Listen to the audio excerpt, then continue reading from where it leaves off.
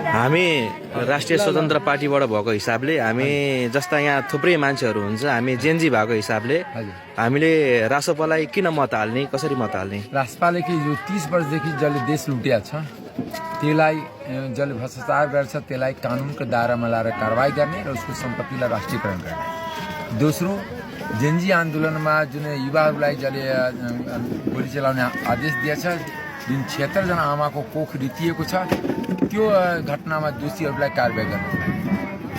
तेस्रो कुरा, जुन नेपालको जुन संस्थाहरू छ दलीकरण भएछ, न्यायपालिकादेखि लिएर अनि संवैधानिक निकायहरू या सुरक्षा निकायहरू, त्यसलाई दलीयकरणबाट मुक्त गर्नु छ। साथसाथ जुन शिक्षा र स्वास्थ्य यहाँ बिग्रिएको छ, सार्वजनिक शिक्षा र स्वास्थ्य बिग्रिएको छ, त्यसलाई सुधार्नको लागि सरकारी स्कुल र सरकारी अस्पताल हामी यस्तो बनाउँछौँ कि प्राइभेटभन्दा राम्रो हुन्छ। तेस्रो कुरा, किसानको लागि बिजुली पानी फ्री गर्ने।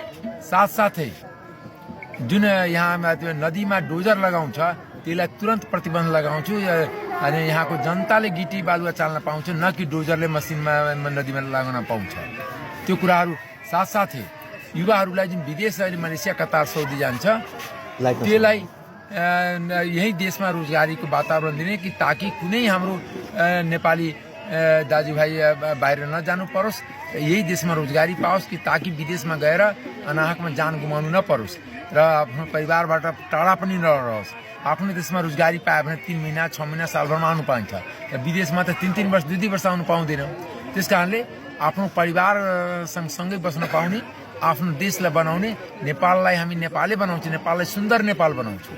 अहिले भ्रष्टाचारीको नेपालबाट हामी सुशासनयुक्त नेपाल बनाउँछौँ र जसले भ्रष्टाचार गरेछ त्यसको सम्पत्ति हामी राष्ट्रियकरण गर्छौँ।